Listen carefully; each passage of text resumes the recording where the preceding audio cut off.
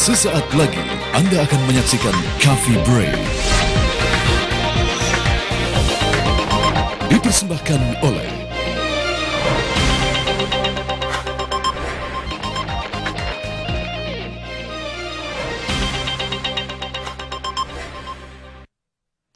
Selamat pagi pemirsa, ketemu lagi di Coffee Break. Hari ini adalah hari Rabu, hari di mana menyenangkan buat beberapa pegawai yang ada di beberapa perusahaan. Karena apa? Tahu nggak apa? Karena lagi ada ulang tahun Bukan Jakarta, sebenarnya. bukan. Salah satu ulang tahun Salah Jakarta satunya itu. sama THR pada turun. Oh iya betul, tahu aja nih harusnya Iya. cepet aja kalau urusan THR ya. Dan pasti sehat semua. Betul. Tapi kalau misalnya mau sehat lagi, kita akan ngobrol-ngobrol tentang kesehatan. Betul sekali. Kali ini kita akan berbincang-bincang mengenai jaminan kesehatan. Nah, jaminan kesehatan melalui BPJS ini nggak kerasa Harsya. Betul. Sudah bergulir selama 2 tahun dari tahun 2014. Wow, Iya. lumayan lama ya, Betul, udah 2 lama tahun nih. banget. Tapi memang ada sedikit penurunan. Betul, ada defisit ya. Dari tinggi rasio klaimnya karena ternyata dana keluarnya melebihi dari perkiraan dan Perkiraan kita akan pengeluaran untuk peserta ya, betul sekali. Nah, kita akan ngobrol-ngobrol tentang dokter layanan primer. Nah, ini apa sebenarnya sih dokter layanan pengen primer? tahu juga soalnya sebenarnya nggak biasa denger ya. Biasanya kan yang kita dengar itu dokter, ada dokter umum, dokter spesialis, jantung, dokter mata, dokter gigi gitu. Tapi kalau dokter layanan primer tuh apa sih? Nah, makanya kita mau ngobrol-ngobrol di sini bersama Profesor Dr. Akmal Tahir SPUK, Betul sekali. staf khusus Kementerian Kesehatan. Ini bidang peningkatan pelayanan Kemenkes. Prof, selamat Halo, pagi, Prof. Selamat pagi. Sehat ya?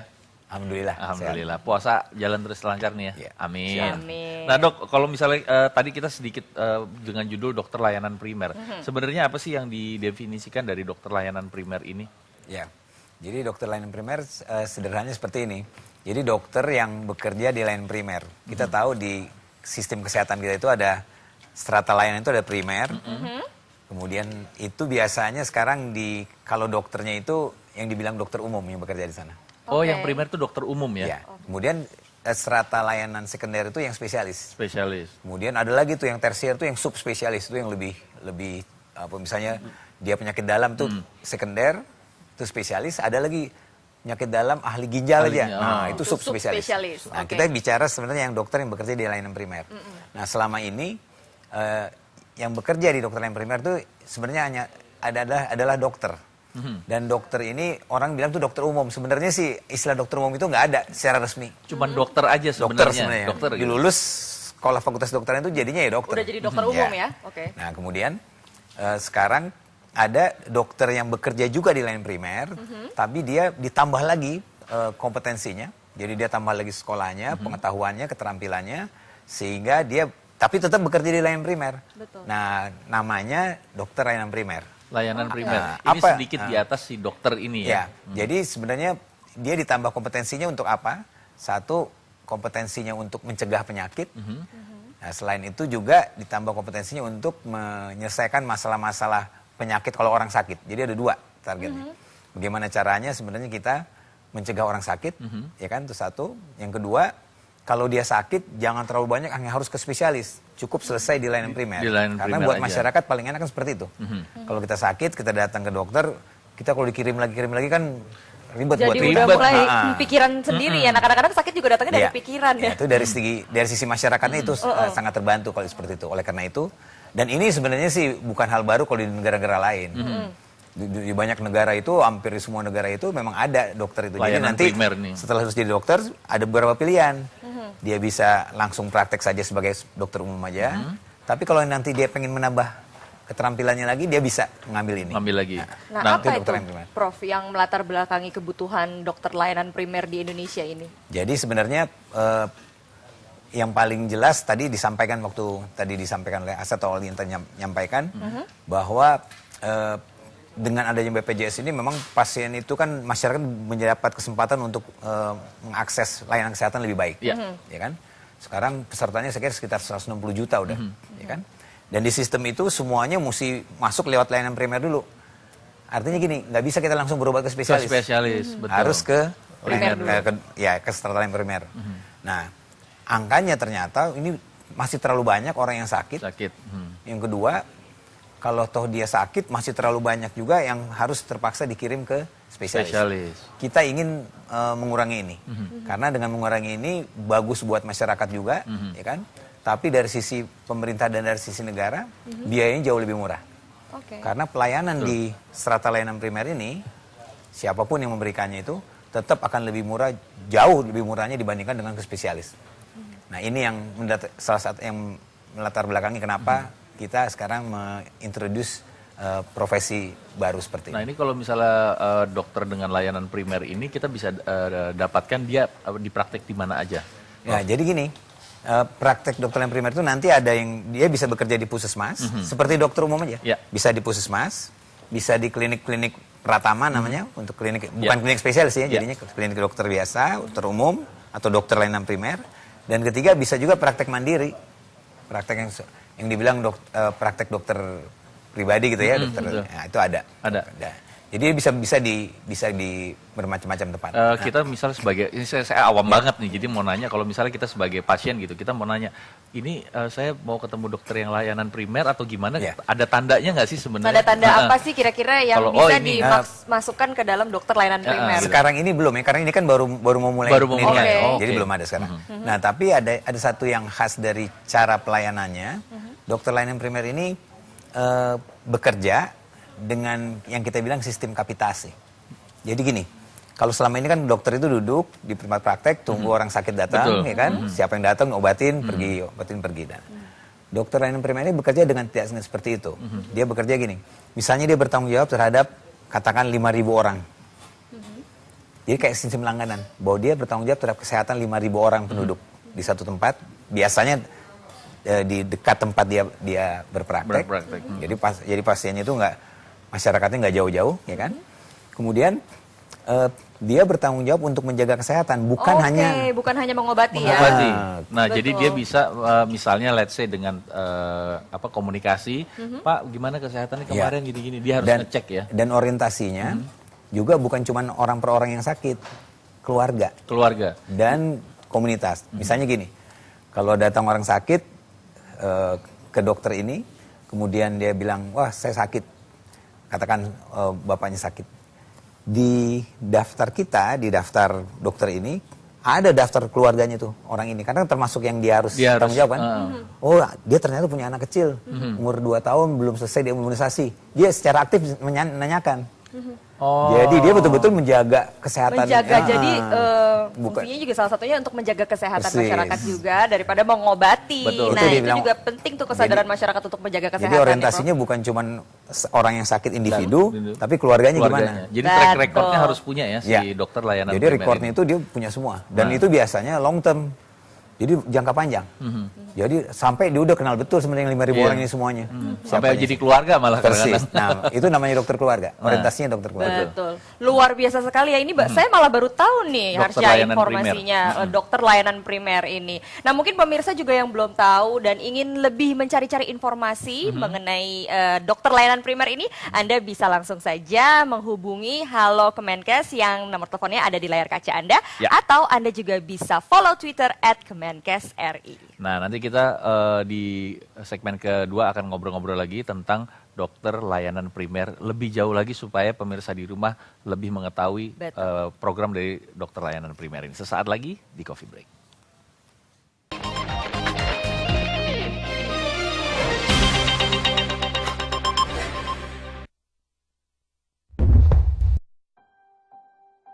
Ini penting untuk setiap keluarga.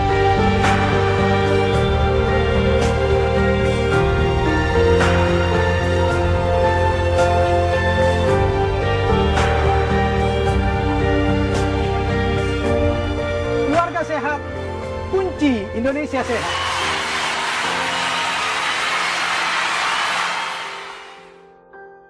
Wasdungdung kacang hijau. Kacang hijau berpadu gurihnya santan dan lelehan coklat. Enak. Dan setiap satu wasdungdung, Rp200-nya disumbangkan untuk renovasi masjid. Bisa buka pakai dungdung tiap hari dong. Nikmatnya dungdung, nikmatnya berbuat baik. Iya, lihat itu. Aksi penyelamatan yang luar biasa.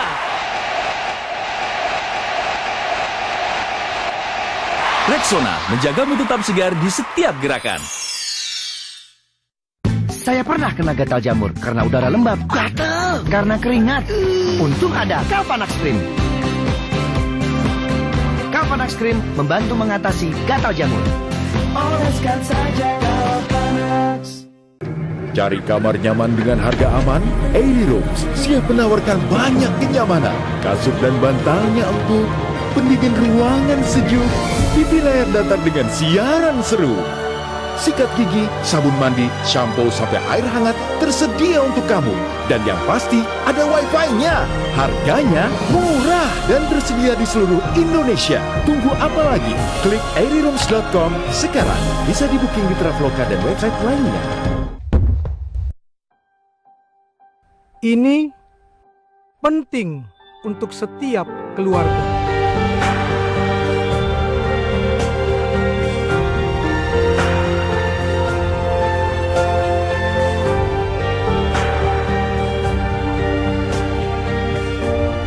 Keluarga sehat, kunci Indonesia sehat.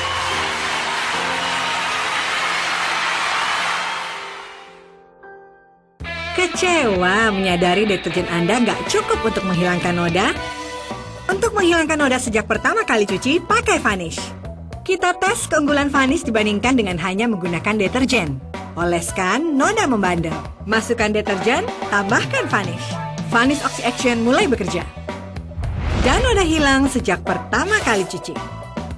Wow! Vanish menghilangkan semua noda. Vanish, percaya Pink, lupakan noda.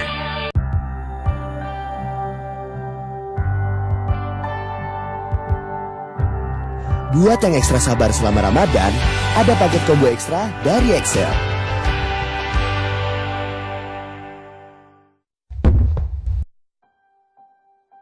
Ini penting untuk setiap keluarga.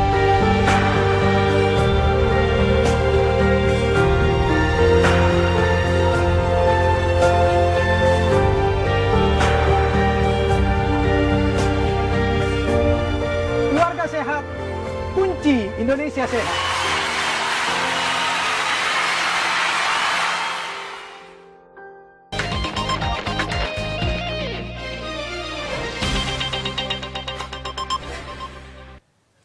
Iya pemirsa, kita masih berbincang-bincang tentang dokter layanan primer bersama Profesor Akmal. Betul. Dan ini banyak pertanyaan sebenarnya. Banyak sekali pertanyaan. Ini juga mungkin banyak pertanyaannya bagi pemirsa di rumah nih yang sekarang juga baru saja menjadi dokter muda. Apa sih kompetensi yang harus dimiliki untuk menjadi seorang dokter layanan primer ini, Dok?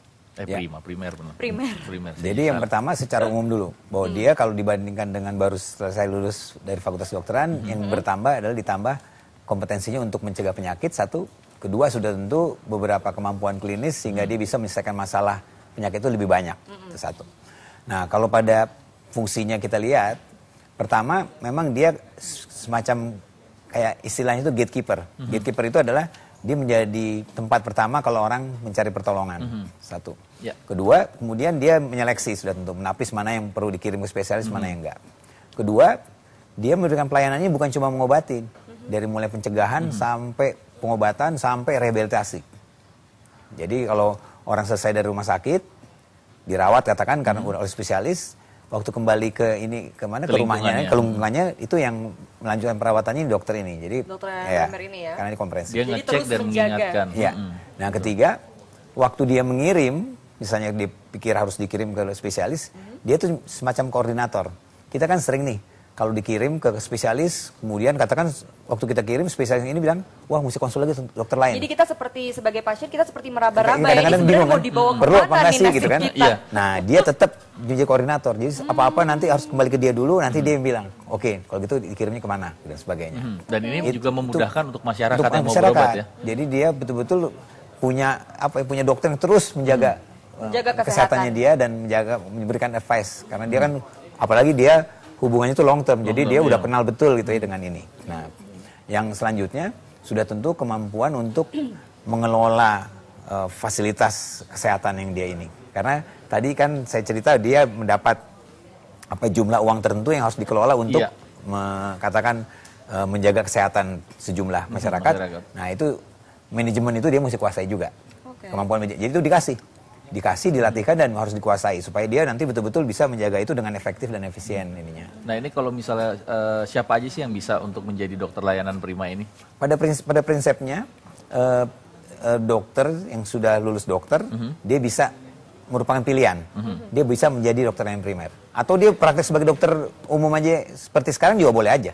Itu kan pilihan aja. Kayak sekarang kita lulus dokter kan kita bisa mau jadi spesialis boleh, bisa mau jadi pilihannya banyak ya, Prof. Tapi ini salah satu pilihan untuk orang yang bekerja di layanan primer gitu. Nah, itu dan caranya gini. Kalau orang yang baru lulus, dia akan memang akan makan waktu sekitar 2-3 tahun. Tapi kalau dia yang sudah ada seorang dokter sekarang sudah 5 tahun berpraktek, itu kan kompetensinya sudah cukup banyak. Nah, itu dinilai itu nanti. Biasanya cuma beberapa bulan atau ada yang 6 bulan. Untuk pelatihannya itu jauh lebih sedikit. Karena akan diisi mana yang dia kira-kira belum dia kuasai. Jadi semua dokter umum, yang katakan sekarang istilahnya dokter umum itu, mendapat kesempatan untuk menjadi dokter layanan primer itu. Kemampuan manajemen juga penting ya. Nah, ini penting. Nah, ini implementasinya kapan kira-kira, Prof? Dilaksanakan? Sudah berjalan kita kuartal ketiga tahun ini akan mulai pendidikannya. Ya, efektif barangkali tahun depan ya, barangkali masih akan ada. Dan ini sebenarnya kalau kita lihat seberapa jauh sih tingkatannya dengan dokter spesialis sebenarnya dokter layanan primer ini? Yang pertama yang saya sampaikan bahwa keberadaan dokter layanan primer ini sudah ada di undang-undang pendidikan kedokteran. Jadi ini harus memang dilakukan.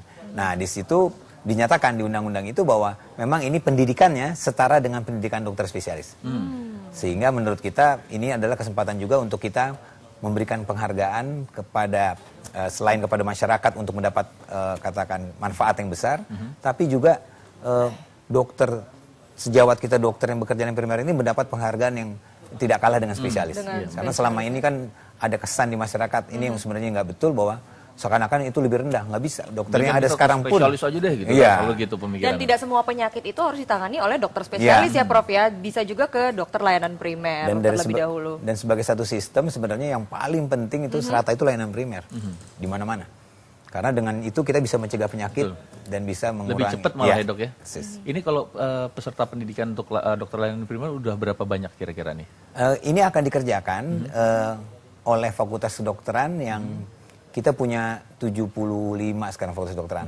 Yang dikerjakan hanya boleh dikerjakan oleh Fakultas Kedokteran yang akreditasinya paling tinggi. Jadi sekitar ada 16 atau 17. Dan itu akan di-pool di situ semua ya? Wah, ini pasti kerjanya berat banget ini sebenarnya ya. Berat banget ini karena harus terus menjaga kesehatan juga dan juga komunikasi tentunya ya Prof. Itu harus lancar karena karena ya seperti tadi saya bilang juga penyakit tuh kadang-kadang datangnya dari pikiran juga. Jadi kadang-kadang dokter layanan primer ini juga salah satu fungsinya itu ya dok. Jadi kompetensi komunikasi sosial budaya itu mesti dilatihkan. Harus dikuasai. Nah, kita juga menghimbau pemirsa atau mungkin ada dokter-dokter muda yang ingin ikut menjadi dokter layanan primer ini, kalau mencari informasi di mana nih? Betul sekali, Anda bisa langsung saja, kalau Anda mau tahu informasinya di Halo Kemenkes atau Anda bisa follow Twitternya @kemenkesri. Nomor teleponnya ada di layar kaca Anda. Silakan dilihat. Nanti kita masih ada satu segmen lagi bersama Profesor Akmal, tetap bersama kami di Coffee Break.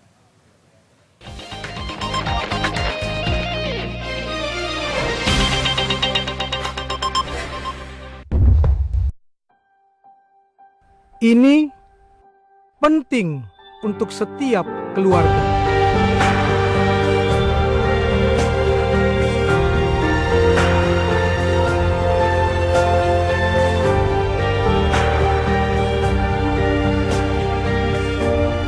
Keluarga sehat, kunci Indonesia sehat.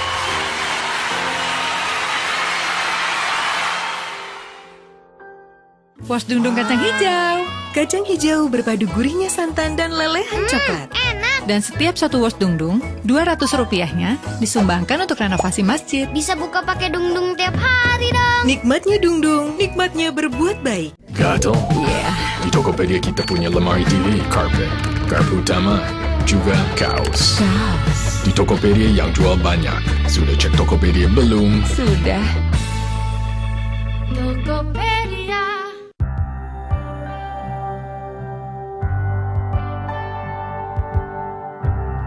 Buat yang ekstra sabar selama Ramadan, ada paket combo ekstra dari Excel.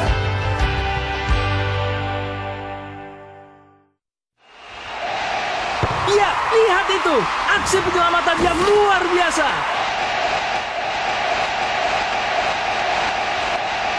Rexona menjagamu tetap segar di setiap gerakan. Hidup di dunia ini tidak akan selama-lamanya nyaman. Hari ini sehat, besok sakit. Hari ini bahagia, besok menghadapi bermasalah. Di tembok kita di dalam itu ada benda warnanya merah, namanya nikmat yang Allah berikan itu terbagi dalam dua nikmat yang besar. Yang pertama nikmatul ijaz, kedua nikmatul imdad. TV One memang beda. Dipersembahkan Wadimor tentu sarung kita. Ini penting untuk setiap keluarga.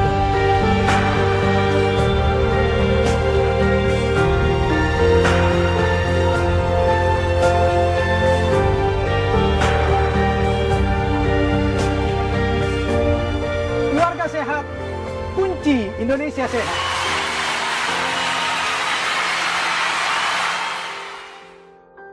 Ada tiket pesawat? Kok banyak biaya tambahan? Cari tiket mudik. Traveloka dulu, banyak pilihan, harga jujur, bebas ribet. Traveloka dulu. Lebaran kemudian. Kunjungi halaman promo Traveloka. Banyak diskonnya untuk perjalanan mudik Anda.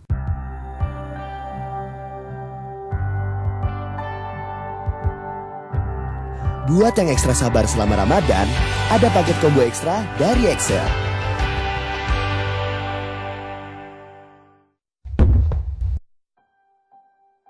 Ini penting untuk setiap keluarga.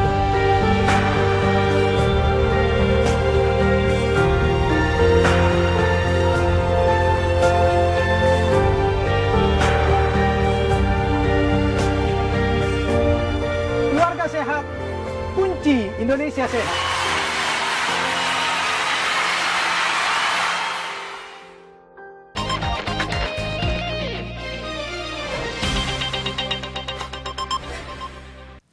Iya, pemirsa, ternyata kita nih tanpa sadar kita membutuhkan dokter layanan primer. Betul. Jangan sedikit-sedikit apa-apa lari ke spesialis. Tapi ternyata di posisi dokter layanan primer ini kita bisa mendapatkan analisa yang baik juga tentang penyakit kita gitu ya, Prof ya. Nah, ini kalau misalnya kita kan kebutuhan dokter layanan primer sudah cukup besar. Sedangkan untuk proses belajarnya dan segala macam butuh waktu. Kira-kira bisa dipercepat nggak sih prosesnya, Prof? Seperti saya sampaikan tadi, jadi pilihannya adalah kalau memang dokter yang baru lulus ini memang dia harus mengikuti pendidikan sekitar antara 2-3 tahun, ya kan? Tapi pendidikannya itu tidak harus berarti selalu meninggalkan tempat prakteknya. Karena model pendidikan itu ada yang dengan distance learning dan sebagainya, yang model sekarang. Bisa sambil berjalan? Ya. Satu. Yang kedua, cara pendidikan yang kedua adalah untuk dokter yang sudah praktek lebih dari 5 tahun, dia bisa mengikuti semacam namanya pendidikan berbasis keterampilan masa lampau. Jadi apa yang dia sudah ikutin, dia ikut kursus apa aja, prakteknya berapa apa aja, itu kemudian itu dinilai, kemudian ditentukan lah cuman berapa lama dia harus mengikuti pendidikannya. Jadi lebih cepat, sekitar antara 6 bulanan diharapkan bisa. 6 bulan ya. berarti lebih cepat. Nah, sudah itu tapi tentu seperti dokter yang lain, selalu habis itu kita selalu harus mengikuti kursus-kursus untuk mempertahankan kompetensi kita. Dan yang kedua, kita mengharapkan dengan seperti ini kompetensi dokter itu terus bertambah. Kemudian sekali lagi orang yang sakit itu lebih banyak nanti selesai di strata layanan primer. Betul sekali. Tapi ini program dokter layanan primer ini sempat menjadi polemik nih, Prof, di masyarakat. Sempat ada penolakan dari keprofesian. Nah, bagaimana nih Kemenkes menghadapi polemik seperti ini? Jadi memang waktu pada awal-awal itu banyak barangkali juga informasi yang kurang tentang ini. Karena ini ada di undang-undang, kemudian seakan-akan ini harus dikerjakan oleh semua dokter umum. Padahal tidak. Ini tetap pilihan karir. Ini pilihan karir, orang bisa, siapa yang mau boleh, siapa yang enggak, silahkan praktek seperti biasa. Itu satu. Nah, yang kedua juga, kita mengharapkan dengan dokter layanan primer ini, sekali lagi kompetensinya bertambah, sehingga kesenjangan antara dokter, katakan dokter yang kerja layanan primer, apa dokter umum, dengan spesialis itu enggak seperti sekarang. Ya kan? Dengan seperti ini kita bisa memperlihatkan bahwa sebenarnya dokter yang bekerja layanan primer ini, kompetensinya itu nggak kalah dengan spesialis. Betul. Memang modelnya lain, karena seperti saya katakan tadi, untuk penyakit-penyakit yang nggak jelas, misalnya kita kan sering ya, cuma pegel sakit di mana gitu kan, atau sakit di belakang kepala dan sebagainya. Itu kalau langsung ke spesialis, itu akan pemeriksaan mulai spesialis, segala macam pemeriksaan bisa diminta. Tapi kalau dokter layanan primer, karena dia sangat berpengalaman di bidang itu, dia dengan pintar bisa menyeleksi gitu.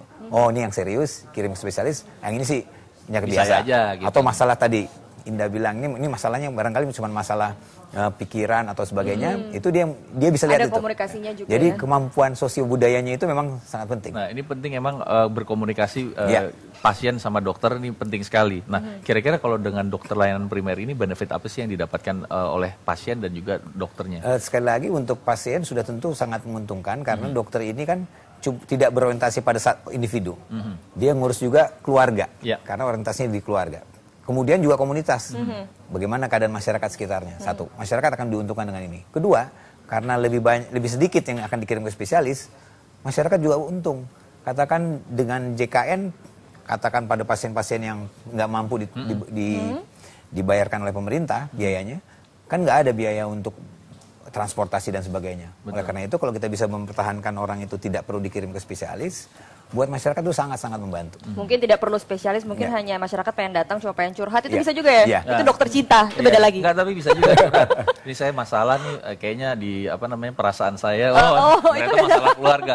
Itu bisa juga dokter layanan primer ya? Bisa mungkin untuk mendengarkan keluhan-keluhan juga. Kalau di negara-negara yang maju sudah lebih maju lagi, dokter layanan primernya, bahkan mereka bekerja sama dengan psikologis, psikologi dan sebagainya. Itu jadi tempat curhat pertama, tapi dia bisa mengkoordinasikan kemana nih bagusnya dia di. Wah, ini pasti pesertanya banyak banget nih, karena di Indonesia banyak sekali rasanya ya yang galau. Iya, yang galau juga, yang sering penyakitan banyak. Nah, kalau dari Profesor sendiri, kira-kira harapannya ke depan dengan adanya program dokter layanan primer ini seperti apa sih? Pertama, untuk masyarakat kita mengharapkan sekali, memang sudah tentu masyarakat dukungannya ya untuk program ini, karena program ini akan makan waktu panjang, transisinya lama, tapi pemerintah memang menyediakan biaya untuk ini, karena ini program yang sangat penting. Yang kedua, kita mengharapkan juga sudah tentu untuk informasi sekali lagi pada teman-teman profesi dokter bahwa ini bukan kewajiban untuk semua orang. Ini adalah pilihan buat kita. Kalau kita ingin berkarir di situ, silakan. Bukan pemaksaan. Tidak pemaksaan. Kalau ternyata merasa dokter-dokter muda ini merasa bakatnya ada di layanan primer, silahkan. Tapi kalau mau ternyata ngambil spesialis juga, silahkan. Jadi bukan suatu standar yang diharuskan seluruh dokter. Betul ya, sekali. Prof. Tapi satu pertanyaan awam lagi nih, dari sudah masuk di dokter layanan primer, apakah dia kalau berkeinginan untuk jadi dokter spesialis boleh? Nggak apa-apa juga ya, Prof? Kita nggak cenderung untuk itu. Karena kenapa? Itu kan pendidikannya udah cukup lama. Kalau nggak sayang, dia sudah mengambil space tempat untuk pendidikan, tapi dia nggak bekerja di situ gitu. Jadi kita cenderungannya untuk sekali diambil itu, ya kayak sekarang kita lah. Kalau saya menjadi katakan ahli bedah, ya saya nggak pindah ke tempat lain. Kalau nggak kan selain dari mengambil tempat orang, dia juga akan memulai dari nol lagi istilahnya. Betul. Fokus pada keahliannya masing-masing ya. Profesor, terima kasih atas kehadirannya. Terima kasih sekali Prof. Dan ini juga merupakan informasi yang luar biasa sekali, dan juga mungkin nih pemirsa yang masih ingin mengetahui lebih jauh lagi mengenai informasi tentang dokter layanan primer, atau hanya ingin memberikan saran atau kritik, Anda bisa langsung saja menghubungi Halo Kemenkes di nomor telepon yang ada di layar kaca Anda. Dan atau juga di Twitter. Bisa juga Twitter nih, yang hobinya sosial media, bisa langsung follow Twitternya @Kemenkes_RI. Terima kasih Profesor Akmal. Pemirsa, kita masih ada lagi obrolan kali ini tentang kesehatan juga. Kesehatan lagi nih, makanya jangan kemana-mana. Tetap di Coffee Break.